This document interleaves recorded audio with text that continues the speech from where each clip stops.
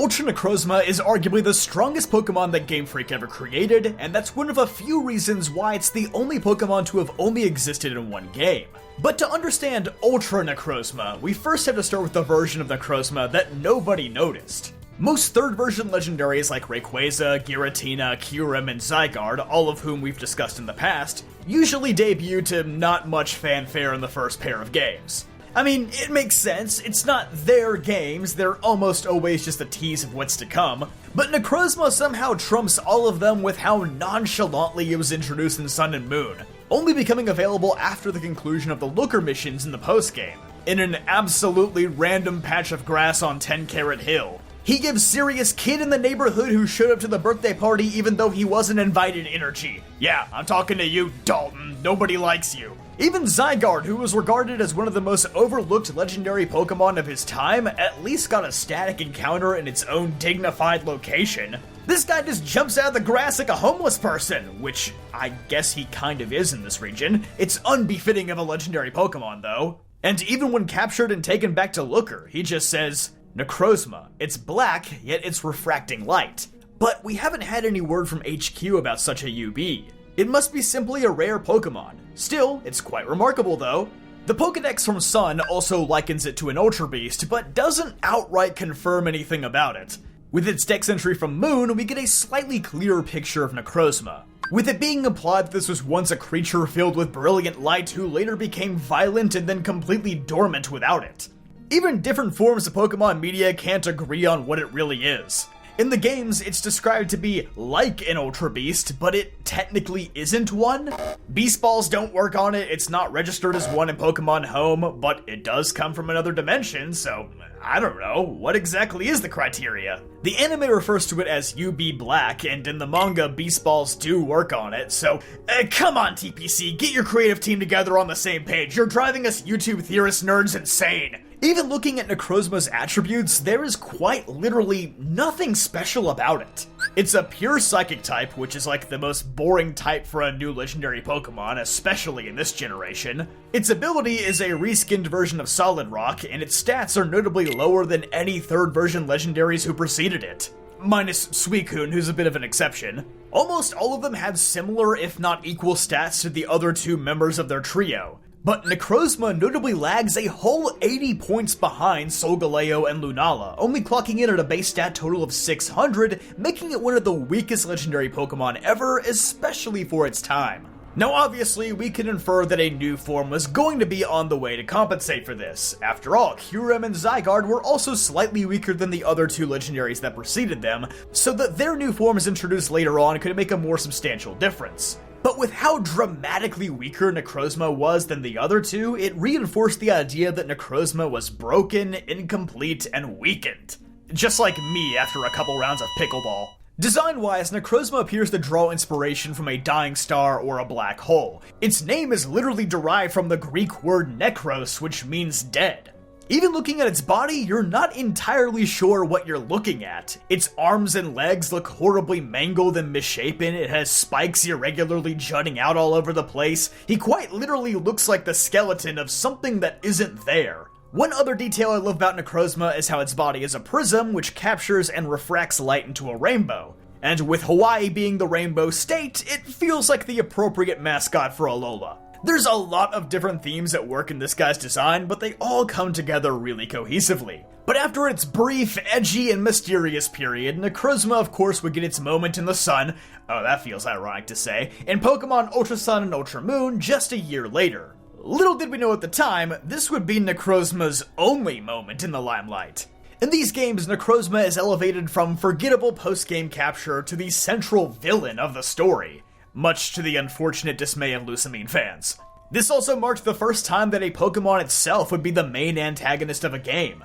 But let's not get antagonistic and evil conflated here. The antagonist of a story is just the main adversary. If the point of view is from a villain, a hero can sometimes be the antagonist of a story. I mean, that's basically Avengers Infinity War, but I digress. Necrozma is not evil, it's starving. Having lost its source of energy after being attacked by the ancestors of the Ultra Recon Squad, yeah, remember when Pokemon gave us full-blown alien people and we've kinda just completely forgotten about it since then? Weird. It wanders around destroying other universes in its endless search for light, highlighting its parallels to a black hole. It's later revealed that the Z crystals used in Alola are fragments of Necrozma's body that have broken off and been dumped there by Ultra wormholes over time. The aura that Necrozma radiates also travels through Ultra wormholes and infects the totem Pokemon throughout the region. Alola's entire culture with the Island Trio and Z moves has been unknowingly defined by this one Pokemon. And later in the game, when Necrozma finally arrives in Alola, it immediately takes over Solgaleo or Lunala, becoming like an eclipse that steals their light. According to director Kazumasa Iwao, Necrozma eternally chases after the many Solgaleos and Lunalas in Ultra Space to feed off their light. It's a never-ending conflict. After chasing it back to Ultra Megalopolis, the place of its original confinement, Necrozma finally unleashes the light stored up in its body to become its true form, Ultra Necrozma. Oh, don't mind the bell noises, I'm just digging a 6-foot hole for my Nuzlocke team.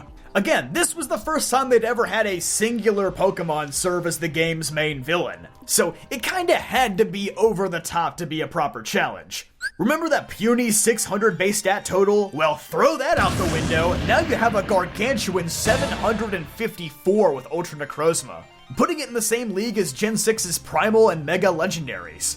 It also gains the third most powerful Z move in the game, just behind Catastropika and Snorlax's Pulverizing Pancake for some reason.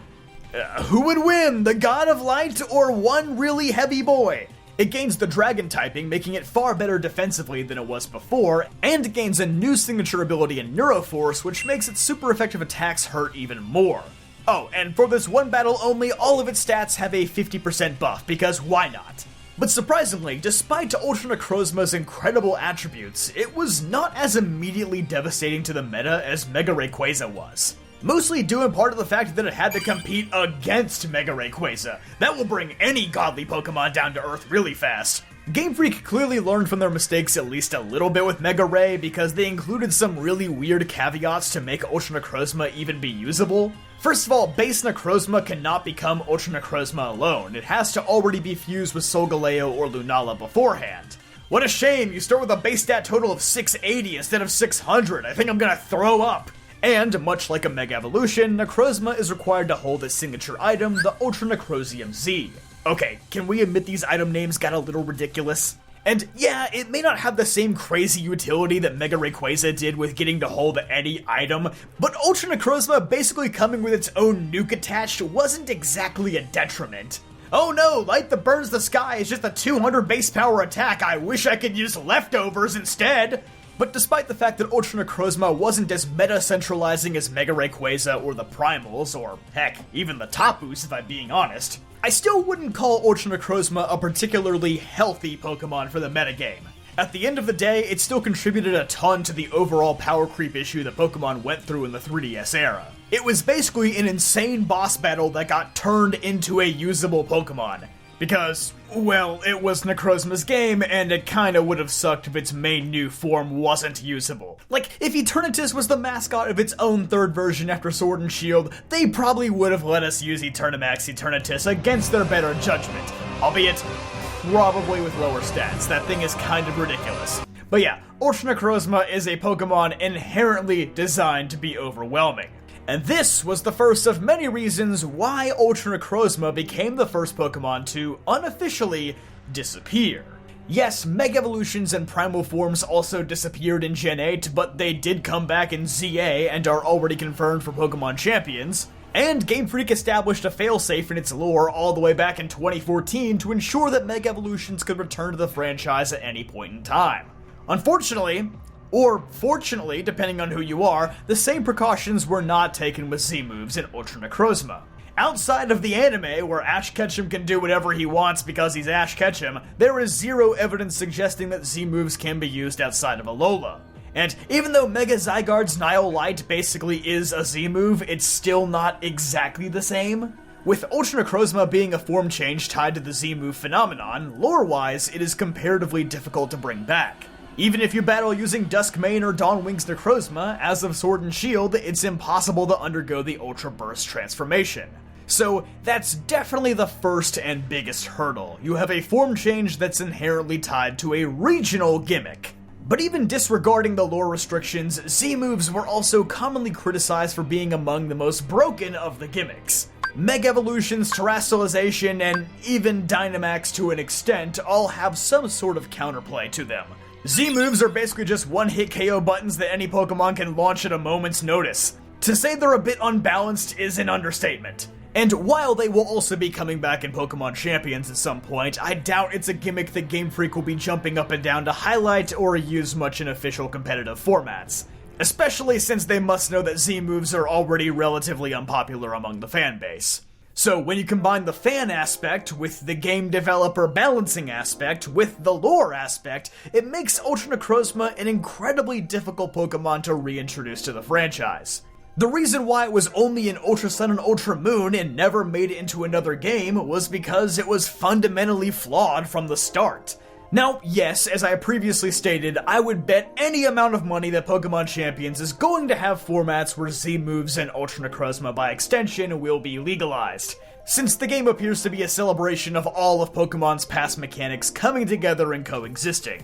But at the same time, I'd say it will probably be only legalized when other incredibly powerful legendary Pokemon like Mega Rayquaza or Xerneas are also legalized, so probably not very often. Furthermore, outside of an Alola remake or Legends game, both of which are likely several years down the line, I highly doubt Ultra Necrozma is a Pokemon that we will ever see in another mainline Pokemon game. It quite literally can't work outside of Alola or a battle simulator like Champions. And unfortunately, Ultra Necrozma is not the last of its kind either. As alluded to earlier, Eternamax Eternatus was already like the new Ultra Necrozma, except Game Freak knew better than to make it usable after they spent most of Gen 8's development cleaning house of all the old overpowered legendary Pokemon. Just for them to introduce Urshifu and Calyrex anyway. Okay, sure, whatever, guys. Terapagos and Ogerpon's unique terastallization forms are also unlikely to ever appear in any future Pokemon games outside of Champions, as they are likewise tied to a gimmick that won't last. But, at the end of the day, Ultra Necrozma, more than anything, represents a rare moment where Game Freak designed a Pokemon that wasn't meant to last. Ultra Necrozma was an experience, not a tool to be carried into the future. Its legacy isn't dominance in the meta or to be a consistently returning threat like Mewtwo or Rayquaza, it's just the memory of a boss fight that felt truly overwhelming for many players. Ultra Necrozma is not a Pokemon that Game Freak forgot about, it's simply one that they are finished with. Hey, I hope you enjoyed that video. If you did, be sure to check out some of my other legendary Pokemon lore videos, leave a like on this one to show me that you enjoyed it, and subscribe for more videos just like this one. I'll see you guys next time.